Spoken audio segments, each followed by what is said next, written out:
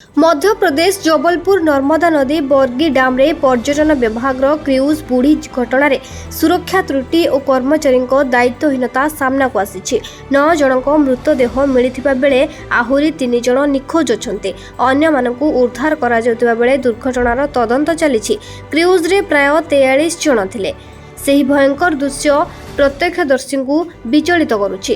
Cruise ଦୁର୍ଘଟଣାକୁ ନେଇ ନୂଆ ନୂଆ ତଥ୍ୟ ଓ ଅଭିଯୋଗ ଆସୁଛି। ସୁରକ୍ଷା ତ୍ରୁଟି ନେଇ ଆସୁଛି ଗୁରୁତର ଅଭିଯୋଗ। ପ୍ରବଳ ଝଡ଼ ବର୍ଷା ନେଇ ପାଣିପାଗ ବିଭାଗ ପକ୍ଷରୁ ଜାରି କରାଯାଇଥିବା ସତର୍କ ସୂଚନାକୁ ଗୁରୁତ୍ୱ ଦିଆଯାଇନଥିଲା। ୟେଲୋ ଆଲର୍ଟ ଜାରି ସତ୍ତ୍ୱେ ଗମ୍ଭୀର ପାଣି ଥିବା ଡ୍ୟାମ୍ ଭିତରକୁ କ୍ରୁଜ୍ରେ ପର୍ଯ୍ୟଟକ ଯିବାକୁ ମଧ୍ୟପ୍ରଦେଶ ପର୍ଯ୍ୟଟନ ବିଭାଗ କର୍ମଚାରୀ ଅନୁମତି ଦେଇଥିଲେ, ଯେଉଁଥିପାଇଁ ଏତେ ବଡ଼ ଅଘଟଣ ଘଟିଥିଲା। सेपरी सुरक्षा त्रुटि नहीं विपर्यय पूर्व किसी फोटो और वीडियो मध्य प्रमाण देछि।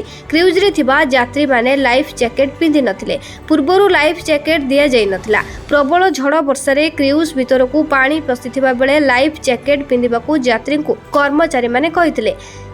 सेते बेलकू आउ समय नथिला। प्रबल झड़ वर्षा जोगु क्रूज पानी रे बुड़ी जाइतिबा बेले यात्री माने भयरे चित्कार करि उठिथिले। सबुठारु गुरुतर अभियोग क्रूज चालक और कर्मचारी विरोध में आसी। परिस्थिति खराब हेबा परे चालक एवं क्रूज कर्मचारी माने पानी को डेई पड़ते। यह देखि यात्री मध्य आहुरी आतंक खेली जाइतिला। सेमानकु सहायता करिबा पई आउ केही भी नथिले।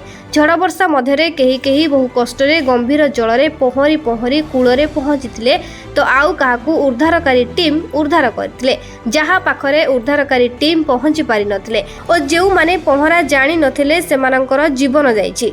क्रूजटी मध्य प्रदेश पर्यटन विभाग होइथिबारु एही दुर्घटना पई विभाग को साधारण लोक और विशेषज्ञ दायी करछन्ति।